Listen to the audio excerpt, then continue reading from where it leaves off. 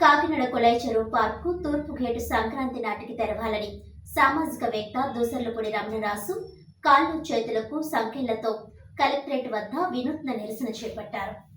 ఈ సందర్భంగా ఆయన మాట్లాడుతూ సీఎం గ్రీవెన్స్, కలెక్టర్ గ్రీవెన్స్ ద్వారా ప్రజలు, ప్రజా సంఘాలు, అన్ని రాజకీయ పార్టీలు సంతకాల సేకరణతో కోరుతున్నప్పటికీ కార్పొరేషన్ అధికారులు తాము పట్టిన కుందేలకు మూడే కాళ్ళు అన్నట్టుగా మొండి వైఖరి కొనసాగిస్తున్నారని అన్నారు.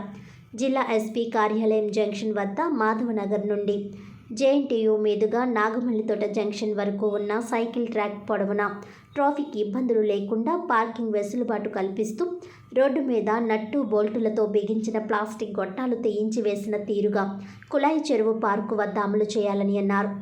పార్కు తూర్పు, ఉత్తరం, దక్షిణం వైపు ప్రాంతాల్లో పార్కింగ్ వెసులుబాటు లేకుండా పార్కు నిర్వహణ చేయడం తగదన్నారు. ప్రస్తుతం పార్కింగ్ ప్లేస్ లేకుండానే పశువుల ఆసుపత్రి వీధి వైపున ఉత్తరం దిక్కులో పార్కు ప్రవేశం ఉన్న విధంగా తూర్పు వైపు గేటు తెరవడానికి ఇబ్బంది ఏమిటని ప్రశ్నించారు. ప్రస్తుతం పార్కింగ్ వెసులుబాటు ఇవ్వకపోవడం వలన పార్కు నలువైపులా రోడ్డు మీద కార్లు, మోపెడ్లు పార్కింగ్ చేసుకోవాల్సిన అవస్థ ఏర్పడిందన్నారు. త్రిపుర సుందరి ఆలయం జంక్షన్ బాదంవారి వీధిలో అన్నా క్యాంటీన్ ప్రక్కన పార్కును ఆనుకొని ఉన్న 600 గజాల స్థలాన్ని ఎందుకు కొరగాకుండా ఉంచారని, పార్కింగ్ ప్రదేశం చేసి ప్రవేశ మార్గం కల్పిస్తే వాహనదారులకు ప్రయోజనం ఉంటుందన్నారు. సంక్రాంతి, రిపబ్లిక్ డే సందర్భంగా పార్కు తూర్పు గేటు ప్రవేశం కల్పించే చర్యలకు ప్రత్యేక అధికారి, జిల్లా కలెక్టర్ ప్రభుత్వ పరంగా జోక్యం చేసుకుని పరిష్కారం చేయాలని కోరారు. కమిషనర్ కార్యాలయం, కలెక్టర్ కార్యాలయం, సీఎం ప్రజా ఫిర్యాదుల పరిష్కార వేదిక స్పందించాలని, అంతవరకు సంఖ్యలతో ప్రజాహిత దీక్ష కొనసాగుతుందన్నారు.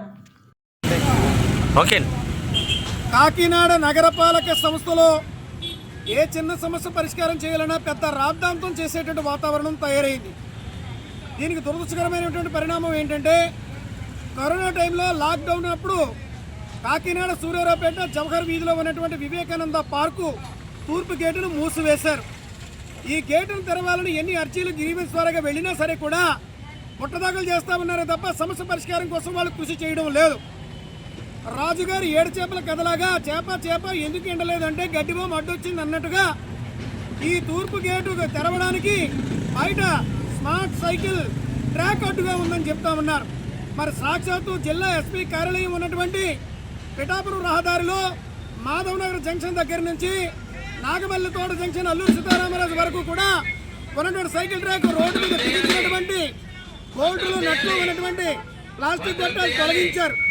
మరి ఆ విధంగా ఇక్కడ కూడా ఏర్పాటు చేస్తే పార్కింగ్ వెసులుబాటు ఉంటుంది, ట్రాఫిక్ సౌకర్యాలు ఉంటాయి, ప్రజలకు ఇబ్బందులు ఉండమని చెప్తా ఉంటే ఆ రకమైన కార్యాచరణ కోసం నగరపాలక సంస్థ ప్రత్యేక అధికారి అయినటువంటి కలెక్టర్ గారికి దృష్టికి కానీ, జిల్లా ఎస్పీ గారి దృష్టికి కానీ తీసుకువెళ్లకుండా వాళ్ళు నిరంకుశంగా మేము పట్టిన కుందేలకు మూడే కాళ్ళు అన్నట్టుగా వ్యవహరిస్తూ ఉన్నారు. మరి సాక్షాత్తు సీఎం కార్యాలయం అంటే ప్రజా ఫిర్యాదుల పరిష్కార విభాగం సీఎం ఛాంబర్ నుంచి అర్జీ ద్వారాగా వచ్చినటువంటి పరిశీలనలో కూడా వారు ఎటువంటి సమాచారం నాకు ఇవ్వకుండా నేను రిజెక్ట్ చేశానని వాళ్ళకి దాఖలు చేశారు. దాని మీద వారు నన్ను వివరణ అడిగారు. మరి వారికి పూర్తి వివరాలు చెప్పాను. మరలా 3వసారి కలెక్టర్ గారికి మేము పంపుతున్నాము, మీ అభ్యంతరాలు ఏమైనా ఉంటే కనుక రాసి ఇవ్వండి అని చెప్పి వారు చెప్పారు. అందుకే సంఖ్యలు వేసుకుని కలెక్టరేట్ దగ్గర ఈ నిరసన దీక్ష చేయడం జరుగుతుంది.